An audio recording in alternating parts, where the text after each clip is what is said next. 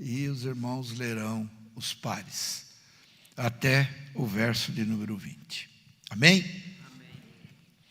Revelação de Jesus Cristo, a qual Deus lhe deu para mostrar aos seus servos as coisas que brevemente devem acontecer. E pelo seu anjo as enviou e as notificou a João, seu servo.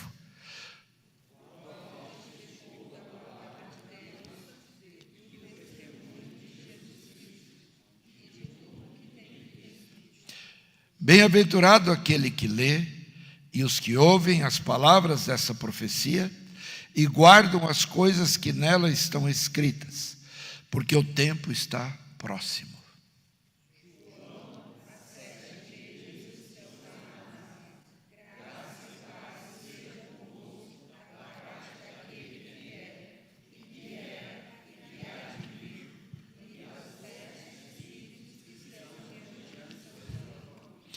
E da parte de Jesus Cristo, que é a fiel testemunha, o primogênito dos mortos e o príncipe dos reis da terra, aquele que nos ama e em seu sangue nos lavou dos nossos pecados.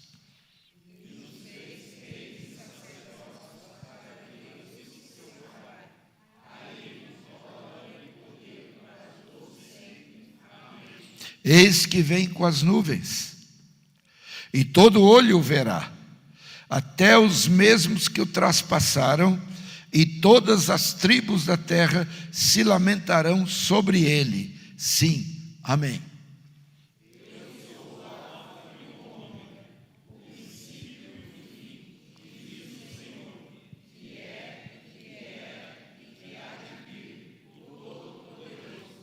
Eu, João, que também sou vosso irmão e companheiro na aflição e no reino e na paciência de Jesus Cristo, estava na ilha chamada Patmos, por causa da palavra de Deus e pelo testemunho de Jesus Cristo.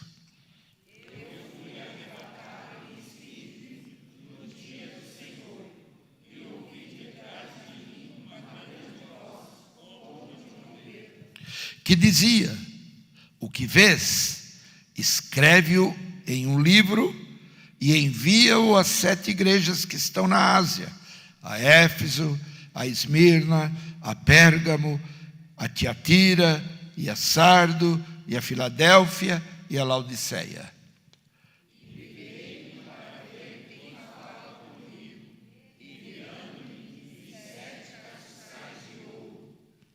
E no meio dos 7 castiçais, um semelhante ao Filho do Homem, vestido até os pés de um vestido comprido e cingido pelo peito com um cinto de ouro.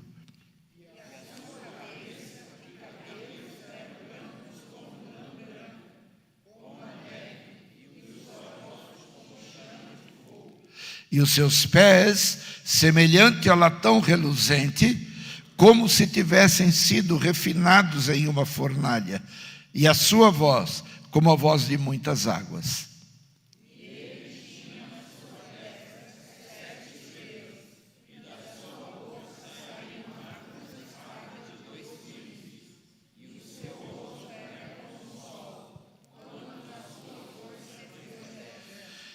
E eu, quando o vi, caí aos seus pés como morto. E ele pôs sobre mim a sua destra, dizendo-me: não temas, eu sou o primeiro e o último.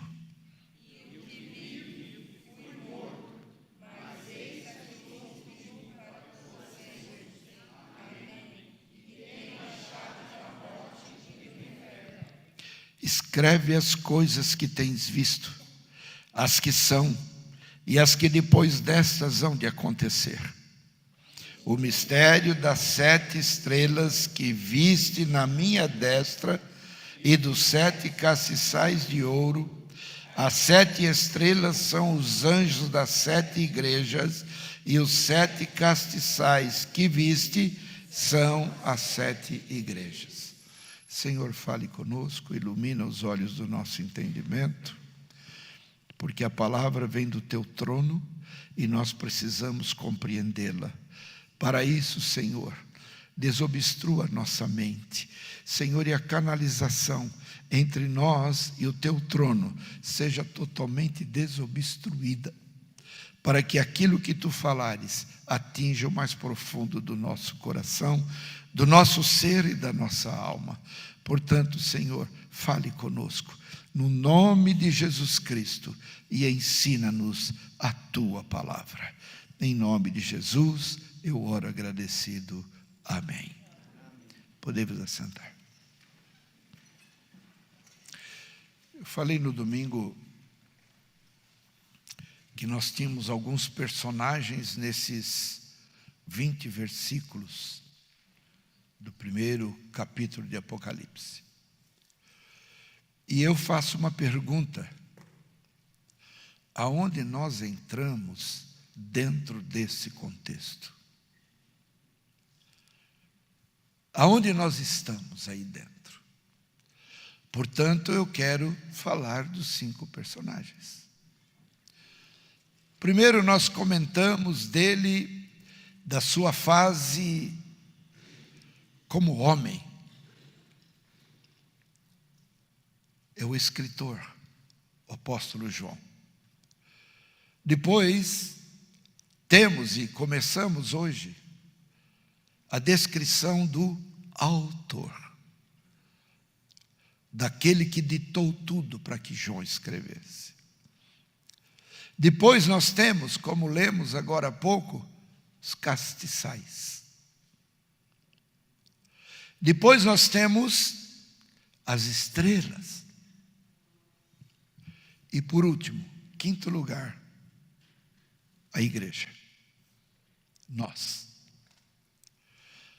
falamos que o Senhor, nosso Deus, entrega toda a revelação ao seu próprio Filho. O seu Filho entrega essa revelação ao anjo. O anjo entrega a mesma revelação ao apóstolo João. E o apóstolo João vai entregar ao principal personagem, alvo e objetivo do autor, a igreja. Nós entramos no fim, porque desde o princípio, o alvo do Senhor era a sua igreja. A sua igreja. Para isso, há algumas características. Eu pedi para deixar aqui desde domingo este verso. Você sabe o que quer dizer a palavra bem-aventurado? Quer dizer o quê? Feliz. Vamos inverter este verso, porque esse verso diz assim: feliz o que lê, feliz os que ouvem e feliz os que guardam. O inverso de feliz é infeliz. Então, infeliz aquele que não lê, infeliz aqueles que não ouvem e infeliz aqueles que não guardam. Então é direcionado inteiramente para a igreja. É para nós o livro de Apocalipse. Tanto que dentro do próprio livro, que é temido, muitos não falam dele por medo, outros não falam dele porque assusta, outros não falam dele porque não tem a mínima possibilidade de falar, e outros não falam porque se assustam com as coisas que nele estão escritas. Mas nós não podemos fugir dele, porque o alvo dele é a igreja. E se nós não vivermos o verso 3, nós somos inteiramente infelizes. Por quê? Jamais teremos acesso à vida eterna. Veja a importância desse capítulo 1. E nós falamos do escritor, que era um homem impulsivo, um homem vingativo, um homem que almejava honra, e um homem que queria exaltação por servir ao Senhor e ter desfrutado do Senhor momentos de honra diferenciada do que ele pensava, João. A honra de Deus, ela brota sobre a nossa vida sem que nós percebamos. A honra de Deus brota sobre a nossa vida sem que nós a almejamos. Porque Deus honra quem Ele quer. E Deus honra quem Ele quer. E Deus honra por aquilo que Ele quer. E Deus honra para executar aquilo que Ele quer. Então eu não tenho a mínima condição de querer exaltação do Senhor. Porque o Senhor exalta a quem Ele quer. E o Senhor exalta a quem Ele quer por executar aquilo que Ele determina. E aquilo que Ele tem para que seja completo nos fins dos tempos é a visão espiritual verdadeira da igreja sobre este livro. Aqui tem coisas escritas que são assombrosas. Eu já vou lhe dizer uma coisa. Imagine você encontrar um ser, tarde da noite. Você encontra alguém, cabelo branco, olhos como chama de fogo, vestes resplandecentes, rosto brilhando como o sol ao meio-dia, cingido com cintos pelo peito, pés como bronze assacalado, da sua boca uma espada aguda. Se você encontra um ser como esse, você leva um susto. Porque a Bíblia, e Apocalipse, não é literalidade. Você imaginou alguém com uma espada saindo da boca? Então isto é figurativo. Mas eu tenho que saber como escrever, compreender, entender e viver o que está escrito aqui. Por trás da literalidade dessas palavras e entendê-las espiritualmente. Agora, vem à tua mente por que Deus preparou João 60 anos para escrever esse livro. Imagine alguém escrever tudo que está nesses 22 capítulos se não for preparado. Assim nós, quando vamos falar da palavra do Senhor, eu orava há pouco, quando cheguei, e eu dizia: Senhor, não há homem que tenha a mínima possibilidade de falar da Tua palavra, se ela não for revelada pelo Espírito Santo. Tem muitos que falam gramaticalmente, literalmente e historicamente, mas não têm a visão espiritual do que está por detrás da letra.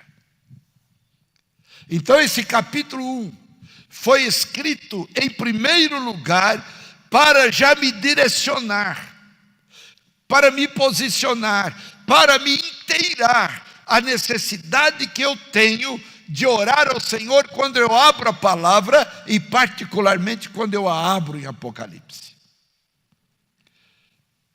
E outra coisa, esse capítulo 1 é direcionado à igreja por causa de um propósito. Quem compreende realmente, claramente, cristalinamente esse capítulo 1, anseia por ir para a glória hoje. Nossa, que tristeza. Fiquei tão entusiasmado. Me jogaram um balde de água fria. É um balde de água fria. Quem entende este livro, e particularmente esse capítulo 1, que é o início de tudo, não tem mais prazer de ficar nesse mundo. Não tem. Não tem. Quem tem visão clara disto, quer estar com Cristo. Porque ele sabe o que há lá. Mas antes de saber o que há lá, ele sabe quem é o Senhor Jesus. Porque esse capítulo 1 e o livro de Apocalipse todo é a revelação verdadeira de quem é Jesus Cristo. Porque ele não é mais aquele ser de Isaías 53. Ele não é mais aquele servo sofredor. Ele não é mais aquela ovelha muda sendo levada para o matadouro. Ele não é mais aquele homem com falhas na barba, pelo fato de terem arrancado a sua barba no seu julgamento. Ele não é mais aquele homem que recebeu a lança lhe furando o lado. Ele não é mais aquele homem com o seu calcanhar ferido. Não. Ele é hoje o Filho de Deus que morreu, e aqui está escrito: eu que fui morto, mas agora eu vivo para todo sempre.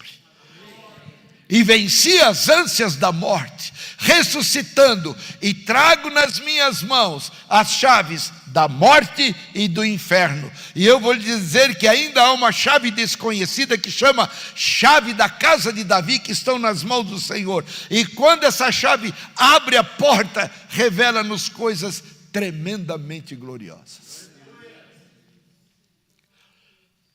Vamos ver se nós deveríamos ter alegria nesse Senhor. Ninguém tem autoridade de te mandar para o inferno, a não ser Ele. O diabo, o mais que ele pode fazer é matar o teu corpo, encerrar a tua vida na terra. Ele não pode fazer nada. Agora o Senhor não. Ele é juiz. Ele é juiz. Ele pode julgar, ele pode dar sentenças, ele pode salvar e ele pode condenar. Ele tem esta autoridade.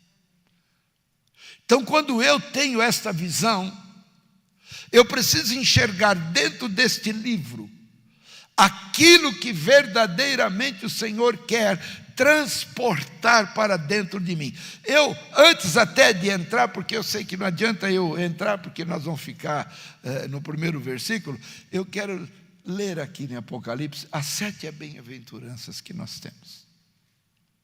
A primeira delas está aqui. Então a primeira é: bem-aventurado aquele que, bem-aventurados que, e bem-aventurados que. Ninguém vai poder guardar, ninguém vai poder ler e ninguém vai poder ouvir se não estiver através do Espírito de Deus. Como é que eu vou guardar o que eu não ouço? E como eu vou ouvir se ninguém me fala? O que está escrito lá em Romanos 10, 13 a 15? Todo aquele que invocar o nome do Senhor será? Mas como invocarão aquele em quem não creram? Gente, está na Bíblia a sequência. Viu? Já era isso aqui ser rotineiro na nossa vida. Então, primeiro, todo aquele que invocar o nome do Senhor será salvo. Como invocarão aquele em quem não creram? Como crerão se não ouviram? E como ouvirão se não há quem pregue? E como pregarão se não forem enviados? Vamos inverter tudo isso? Primeiro, Deus pega vidas para poder alcançar e ensinar alguém a invocá-lo, ele pega alguém e prepara para pregar. Ele prepara. Porque o Senhor não admite, nós lemos aqui em Apocalipse 22, Deus não admite que tire nada da sua palavra e nem que acrescente. Ai daquele que tirar ou acrescentar.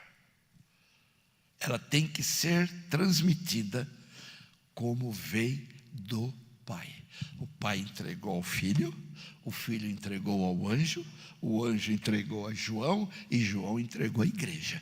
Ela tem que ser e permanecer da mesma maneira que saiu do trono.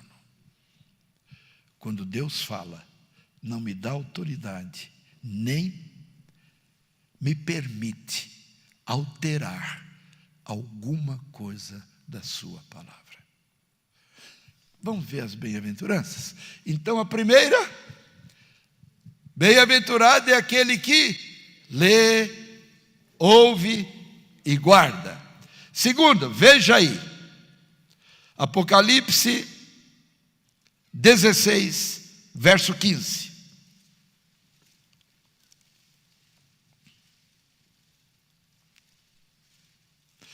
Pode pôr aqui, viu? Agora, desse app. Apocalipse 16, 15. Vamos ver outro feliz aí. O que está escrito? Vamos ler. Eis que venho. Novamente.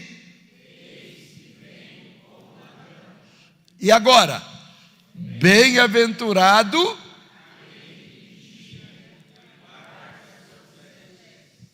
Para que não ande nu e não se vejam as suas vergonhas. Então, segundo, primeiro, né? Lê, ouve, guarda. Segundo, bem-aventurado aquele que vigia. Vigia. A nossa vida tem que ser uma vigília 24 horas por dia. Porque até dormindo o inimigo quer te oprimir. Bem-aventurado aquele que vigia e guarda as suas vestimentas, não permite que elas sejam maculadas. Quando o sumo sacerdote Josué peca, está lá em Zacarias capítulo 3, ele entra, toda vez que nós erramos, é estabelecido um tribunal para o nosso julgamento. Porque a grande especialidade do diabo é te acusar naquilo que você erra. Mas o Senhor estabeleceu um tribunal já definitivo para nós quando nós abraçamos Cristo. Muitas vezes tropeçamos. Mas quando entramos no tribunal, nós não entramos diante de um acusador. Antes do acusador, tem o advogado de defesa. E o impressionante é que este advogado diz, como o advogado mesmo diz para um réu: olha, lá no tribunal não me abra a boca, eu é que vou falar por você.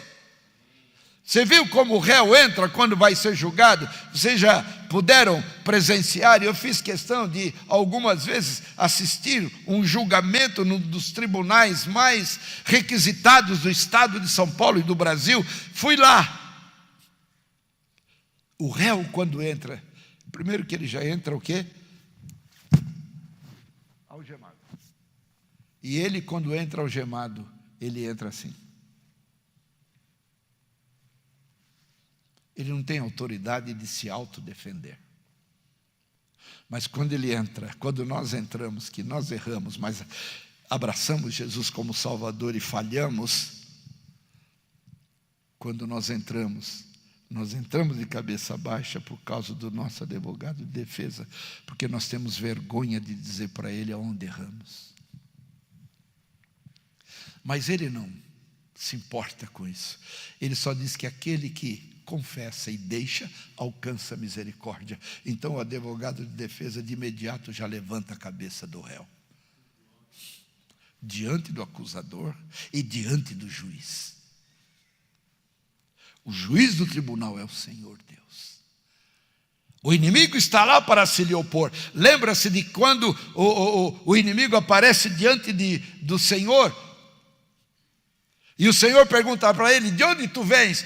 Eu venho de rodear a terra e passear por ela. E o Senhor vai dizer: viste o meu servo tal? E o Senhor diz, e o inimigo diz o quê? Sim, eu vi, mas ele é teu servo porque tu dás a ele tudo. Só que quando entramos no tribunal, que o nosso advogado está lá, eu quero que você atente para isso, porque não temos justificativas para errar.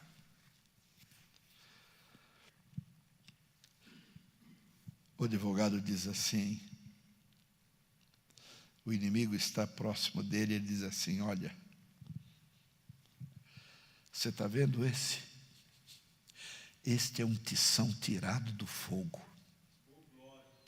Ele apagou. Não está mais aceso. Sabe o que quer dizer isso? O inimigo te acusa por tantas coisas do teu passado. Quando ele assoprar na tua orelha, no teu ouvido, o teu passado, diga para ele assim: só conhece isso? Você só sabe desses erros meus? Pode falar para ele: tu és um desconhecedor, porque eu pequei muito mais do que isso. Eu fiz isso, que não está na tua lista, mas eu acrescento isto. Agora, sobre toda essa lista, está a cobertura de um sangue vertido na cruz, que me purifica de todo pecado, e eu não te devo mais nada. Mas quem vai falar isso não é a tua boca, é o teu advogado, que disse para o acusador: ele é um tição tirado do fogo, mas eu vou fazer algo hoje na vida dele que você não imagina, ele vai reacender. E ele chama os seus súditos e diz o quê? Aqui está escrito: aquele que guarda as suas vestes. A primeira coisa que ele diz para o réu é: tirai-lhe os vestidos sujos e vesti-lo de vestidos limpos. O Senhor troca a nossa cobertura manchada. Por quê? Para que não ande nu e não se vejam as suas vergonhas, o Senhor dentro do tribunal nos cobre. Ele nos cobre com os seus vestidos. Por isso que você lê na Bíblia que ele encontra alguém na festa das bodas do Cordeiro e diz assim: amigo, que vestes são essas? Porque esses vestidos que você está vestido não são vestidos apropriados para minhas bodas. E ele chama os seus súditos: tirai-o daqui e lançai-o nas trevas, onde há choro e ranger de dentes. Queridos, a roupa que nós vamos entrar na vida eterna não é essa literalidade. Isso aqui nos cobre a vergonha humana, mas o Senhor está nos vestindo de uma roupagem que cobre a nossa alma.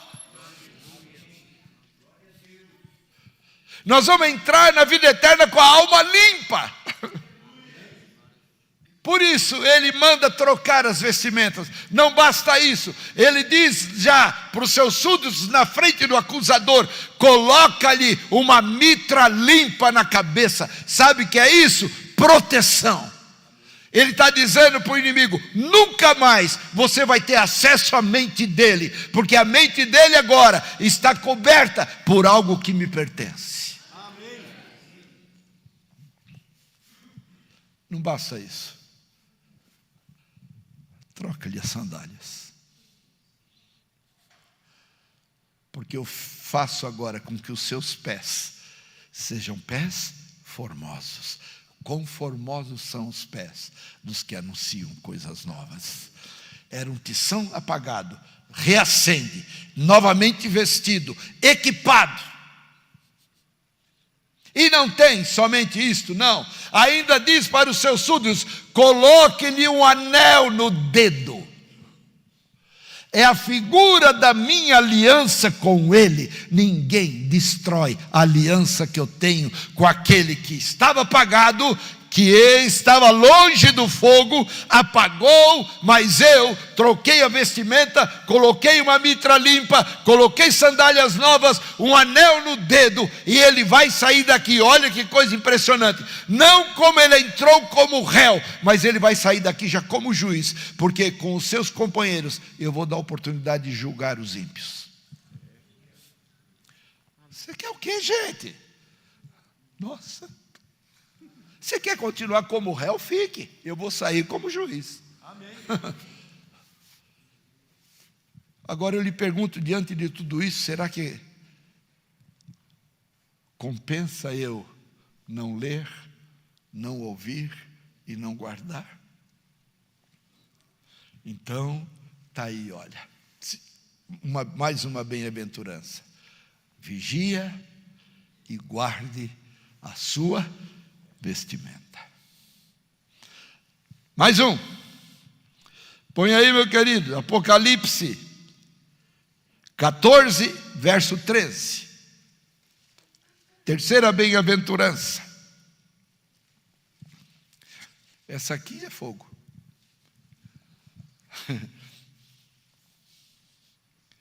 Bem-aventurado, feliz. O quê? Não é os que morrem. Ô, gente, vocês estão com fome? Senão eu termino agora a pregação, vai embora para a tua casa, coma, e não demonstre má vontade em falar da palavra. Isso é um pecado. Bem-aventurado aqueles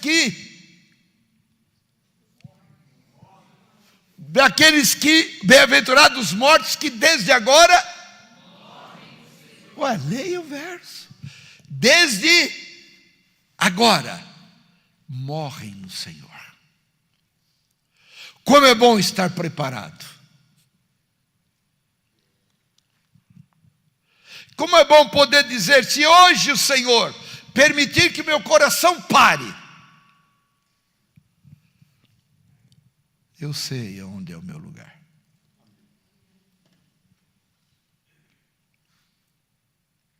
Mas ninguém quer morrer. Não está boa a vida nessa terra? Está bom, não está? A ponto da gente não querer ir. Melhor é estar com o Senhor. Quem disse? Não sei, ninguém voltou. Está aí um homem que foi e voltou. É o escritor desse livro. Ele foi, viu tudo e voltou para avisar a igreja. Era esse o alvo do Senhor. Escreve o que vês num livro e leve ao meu povo. Você viu como Deus te ama? Não, você viu. Deus fez todo aquele histórico de revelação para chegar em nós, para dizer: meu filho, estou fazendo tudo isso porque eu te amo. Eu quero que você seja bem-aventurado quando acabar a tua caminhada na terra. E quando você terminar a caminhada na terra morrendo em mim. Aqueles que morrem no Senhor. E diz o quê? Sim, o Espírito, para que descansem dos seus trabalhos e as suas obras. Se você não fez nada para o Senhor, comece a se preocupar, porque as obras vão ter que te acompanhar. Por isso que o Senhor diz assim: ó preguiçoso, vai ter com a formiga. Que no inverno elas já armazenaram a comida e tudo que elas necessitam. E no verão, você vê, eu até vou dizer uma coisa para vocês, eu tinha esse costume lá, a gente via Carreira de formiga, você ia com o detefon, né? Não mate não, o Senhor falou para você olhar ela. Não jogue detefon nela, jogue em você. Vira o negócio ao contrário. Porque elas estão trabalhando.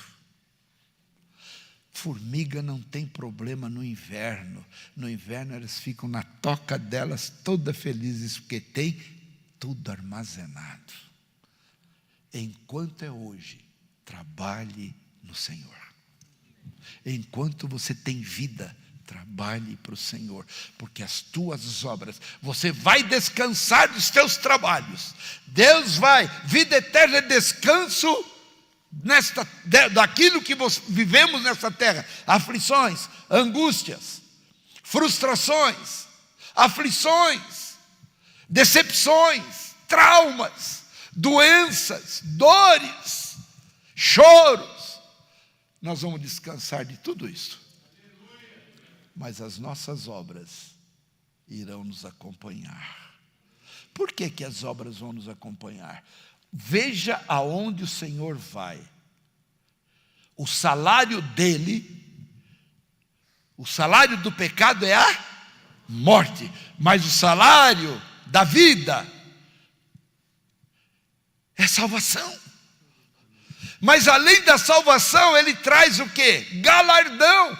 Porque nós vamos levar as nossas obras diante dele e ele vai nos galardoar. E eu vou lhe dizer uma coisa: é o único julgamento que nós vamos passar. Não é julgamento para salvação ou para condenação. Em Cristo já somos salvos. Amém.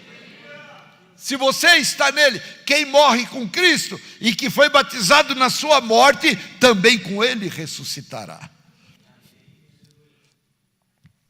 Muito bem. Vamos ver mais uma bem-aventurança. Apocalipse 20, verso de número 6.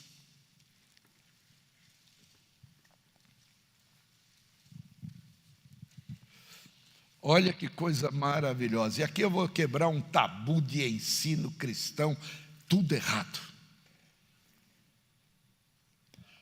Leiam. Bem-aventurado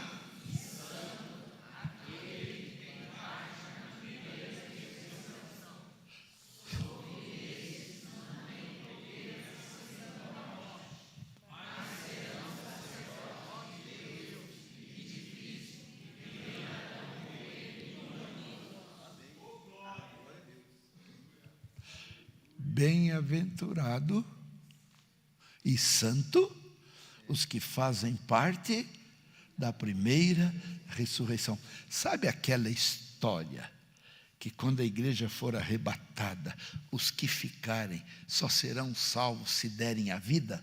Isso é mentira. Ou nós vamos ser arrebatados na primeira, ou não tem mais.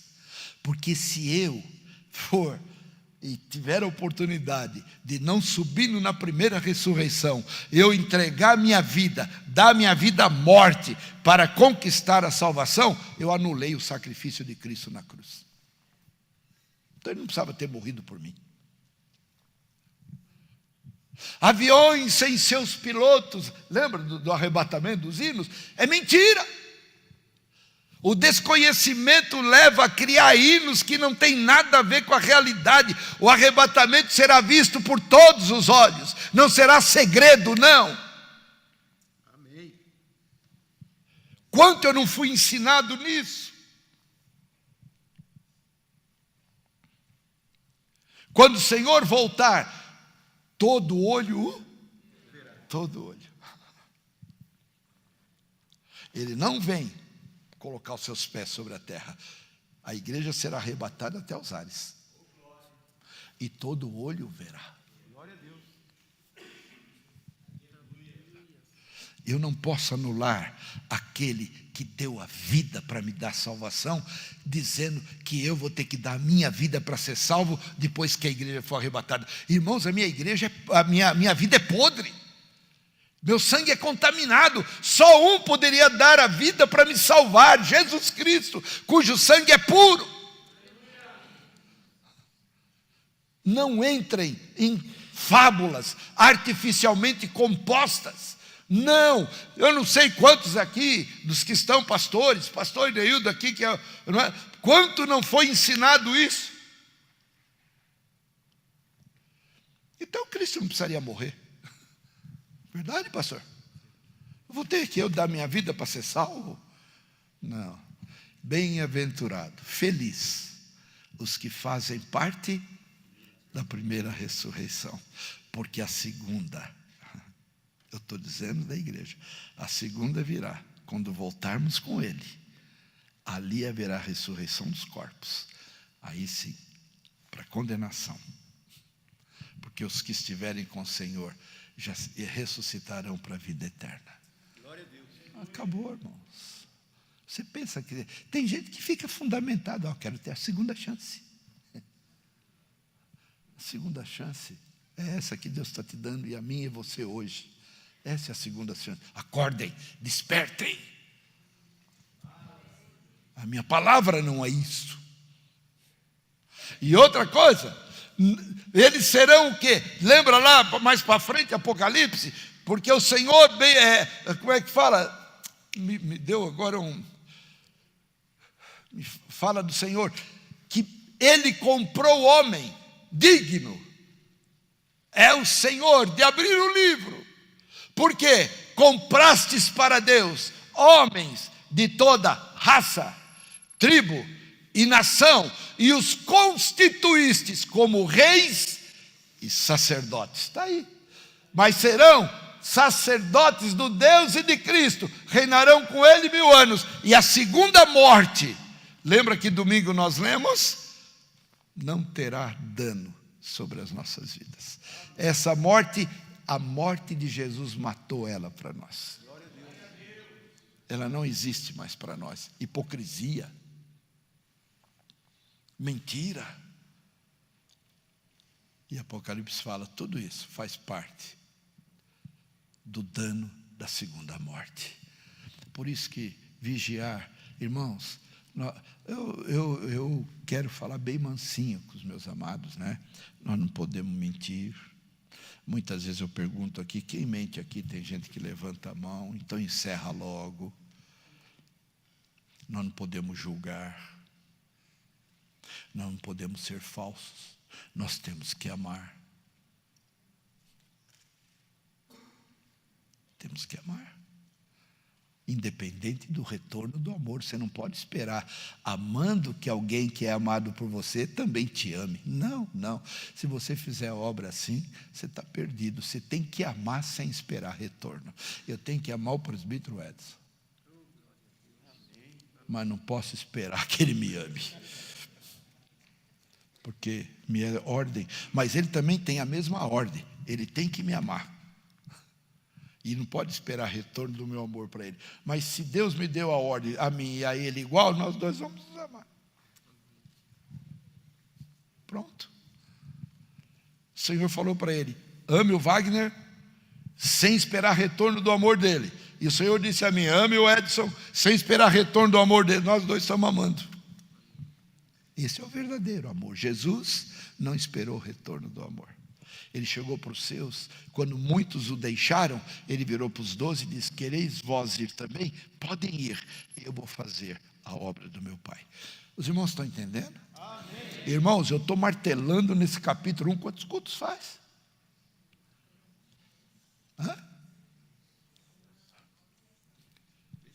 É para aprender. Nós estamos nesse capítulo 1, tenho eu uma leve impressão que vamos até dezembro. No 1. Nós nem começamos a falar de quem é Cristo. Mas vamos para outra bem-aventurança, senão hoje vocês vão sair daqui muito tarde. Apocalipse 22, 7.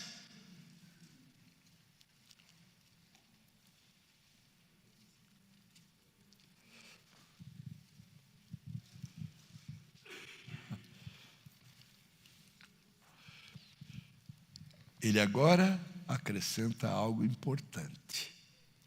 O que diz a primeira frase? Escuta, repita.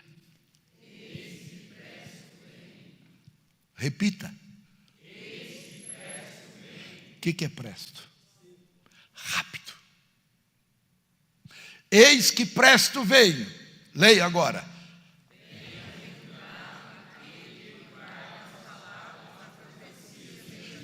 Quem quer ouvir profecias aqui? Nossa, vocês ficaram com medo, não sei porquê. Eu quero. E elas estão aí, ó, no livro.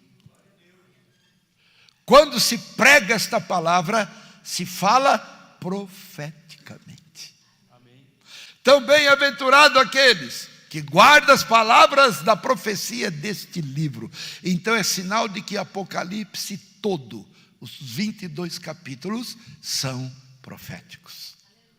O que nós estamos ouvindo hoje do Senhor é uma palavra profética. Hoje eu estou pregando profeticamente. Veja. Vamos mais uma bem-aventurança? Vamos lá, Apocalipse 22, 14. Perdão, esse nós já lemos. Não? Então vamos ler. Vamos lá, todos, vamos lá. Vai. Bem-aventurados.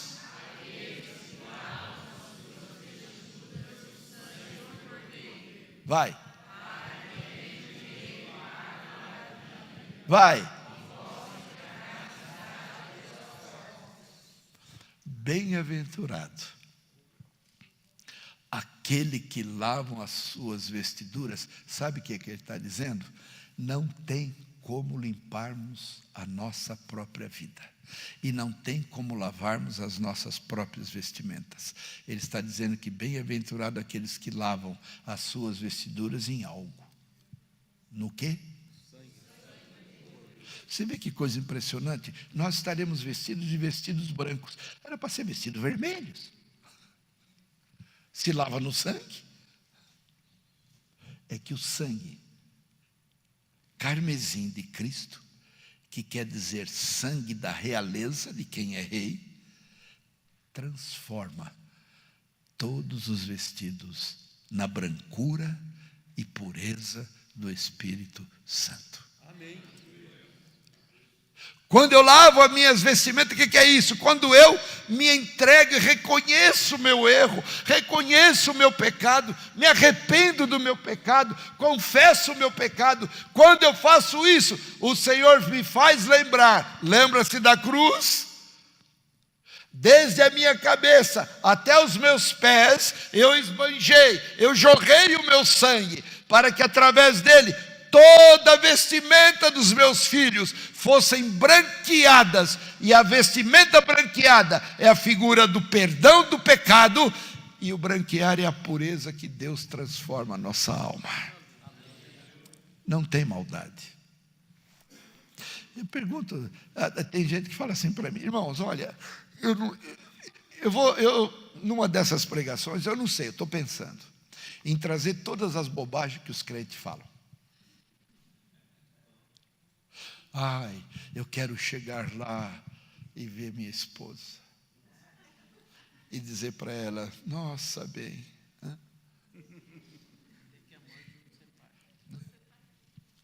que coisa, hein? Eu criei tanto na palavra que diz que desde a morte separe. Eu pensei que vinha a morte e não veio. Você está aqui? Ela vira para você: nossa, eu estou impressionada, porque era o último que eu achava que ia entrar aqui. Gente, eu pergunto para vocês, que mente é essa? Você acha que você vai com a tua cabeça terrena, com a tua mente humana terrena para o céu? Não vai, não. Nós vamos ser glorificados, transformados. Nós vamos ressurgir com corpos novos, sem maldade. Nós vamos reinar diante do Senhor como Ele é. Você pensa que alguém vai te chamar de coelho lá em cima? Vai não. Você sabe por que não vai, não? Eu sei que você não sabe. Aprenda agora. Vai ser lhe dado a você um novo nome. É um novo nome que só o Senhor sabe. Lá na glória, nós seremos chamados pelo nome que o Senhor nos conhece. Tem mais, né? Você quer ter direito à árvore da vida? Então o que faz? Lave a tua vestimenta logo, porque se você embarcar antes de lavar, não vou te encontrar. Olha que rima. Se você embarcar antes de lavar, não vou te encontrar. Por isso que ele tirou aquele com os vestidos diferentes. Tirai-o daqui, porque aqui são vestimentas preparadas para as bodas do Cordeiro. São vestes nupciais.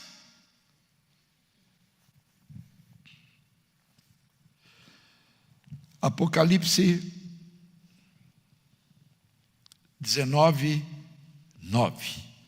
É a sétima bem-aventurança. Que está aí. Olha que coisa linda. Você pode ler? E disse-me, quem disse? O Senhor. Então não foi homem, foi o Senhor. Então nós vamos ler de novo. Vai. E disse-me.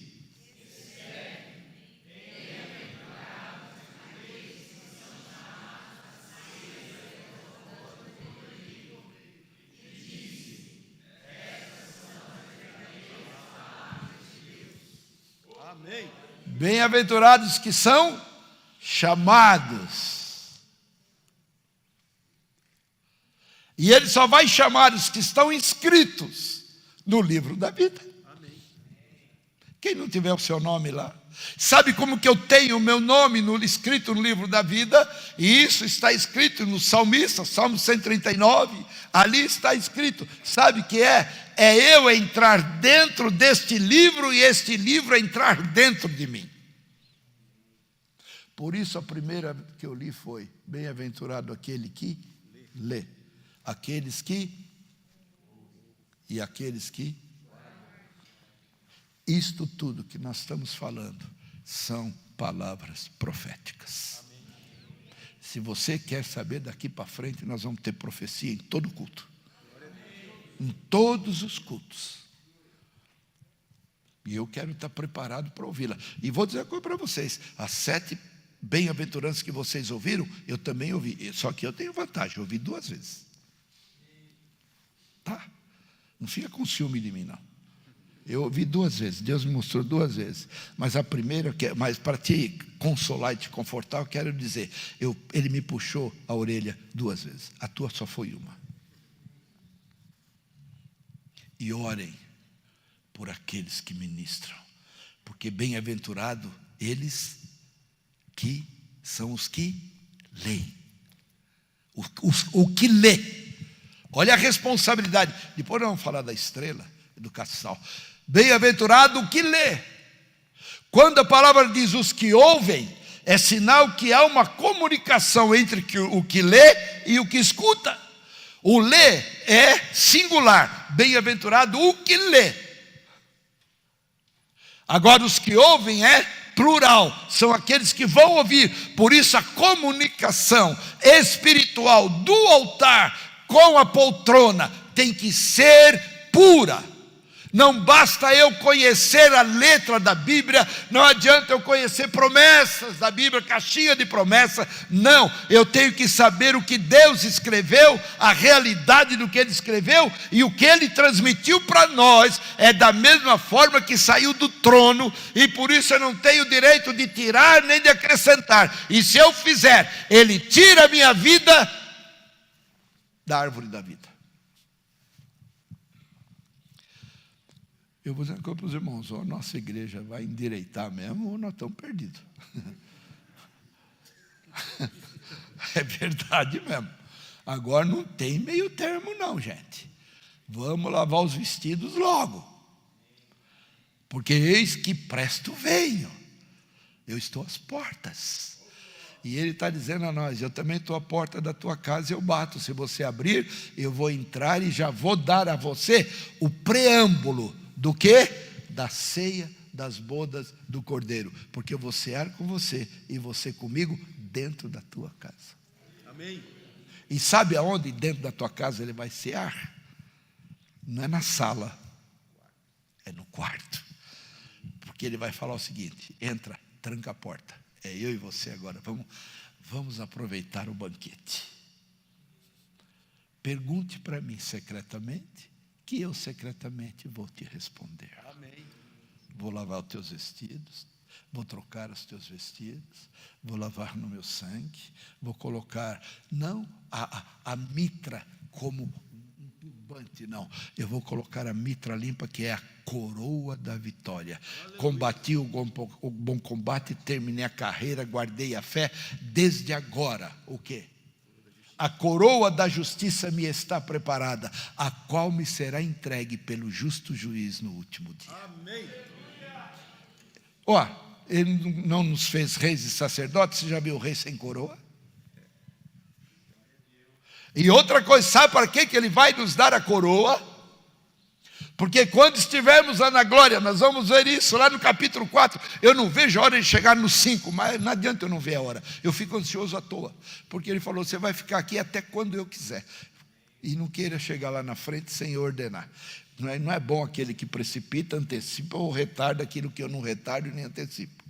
Então, é porque quando nós estivermos lá, assim como os anjos, está escrito, fazem, nós iremos diante do trono, nos curvaremos, tiraremos as nossas coroas e colocaremos diante do trono dele, dizendo: Senhor, se eu tenho essa coroa, a honra, a glória, a majestade é tua, porque fostes tu que me fizestes reis e sacerdote. Os anjos vão fazer, nós também vamos, porque o coro começa com um quarteto. Depois do quarteto virão os anjos. Depois dos anjos virão toda a hierarquia angelical. E por último virá a igreja e se formará o grande coral. Eu vou dizer uma coisa, gente. Pregar sobre isso aqui não tem graça essa terra. Não tem. Depois de algumas coisas dessas, eu queria estar onde? Hã? Na glória mesmo. É. Esse riso aí me deixou preocupado. Ei, meu irmão, aonde o irmão Claudionor queria estar agora? Lembra que lemos? Com Cristo. Dá uma olhadinha para tua esposa. Dá uma olhadinha para tua filha. Fala assim para elas: me perdoem, mas Cristo está acima de vocês.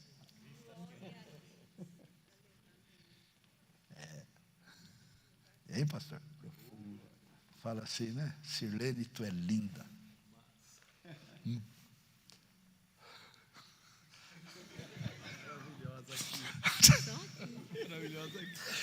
Você imagina como o duro que às vezes eu fico, né, preocupado, é que depois de ficar mais linda, nós não vamos conhecer como a gente conhece aqui. Já pensou? Pensa que você pensa que você vai abraçar, beijar, você vai o quê? Você vai abraçar e beijar o Senhor, né? Isso eu estou, né, brincando um pouquinho, mas é a realidade da nossa vida. Que gostoso quando chegarmos lá. Amém. Tem um hino.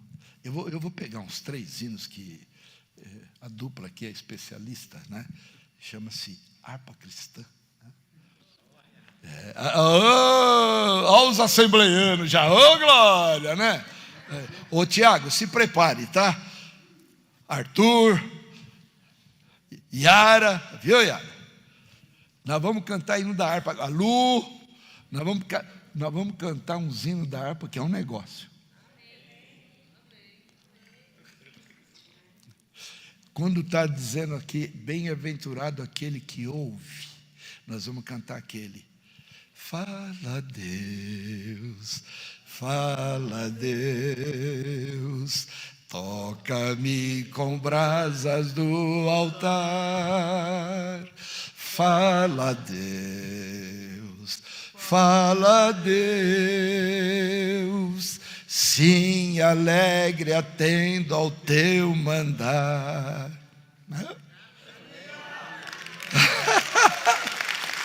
Vamos ficar em pé, amados. Quando nós vamos falar de que as vozes de Deus, aí nós vamos cantar esse. Que coisa linda. Irmãos, que coisa linda o que nos espera.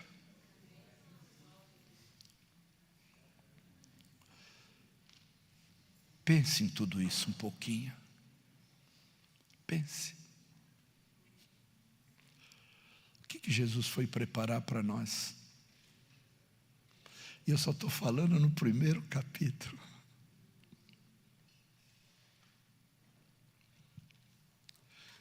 Lemos ele e não falamos nada.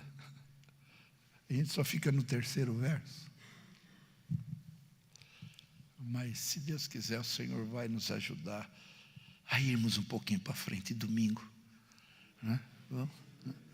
Nós vamos falar de algumas riquezas. Por que João, 60 anos, precisou ser preparado? Um pouquinho que nós falamos aqui, você já não ficou com vontade de ir? Não mente. Né? Olha a glória que nos aguarda. Só teve um choro no céu até hoje. Foi o choro do apóstolo João, esse. Que lá ele não conseguiu segurar. Porque ele ouviu, quem é digno de abrir este livro? E ele diz, ninguém foi achado digno de abrir o livro e nem de olhar para ele. E quando eu chorava, veio um dos anciãos e me disse, não chores, eis aqui o leão da tribo de Judá, que morreu para abrir o livro e desatar os seus selos. Amém, amados? Senhor, obrigado por essa noite. Obrigado pelo teu carinho, pelo teu amor, em nos transmitir essas riquezas. Receba nossa gratidão,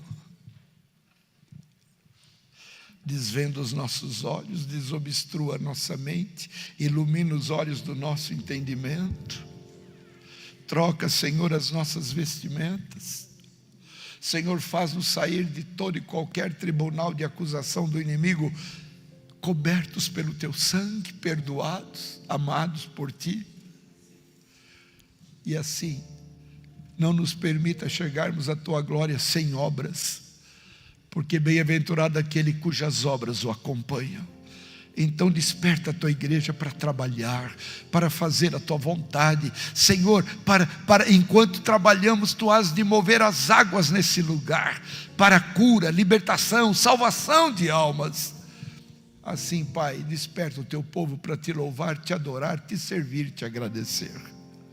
Eu abençoo os teus servos, eu abençoo esses que nos visitam nesta noite. Senhor, eu abençoo com toda sorte de bênçãos. E nós, Senhor, na alegria de começarmos a vislumbrar essas riquezas do teu reino, com a alegria de alguém que é privilegiado, bem-aventurado e feliz, nós dizemos amém, amém, queridos, amém.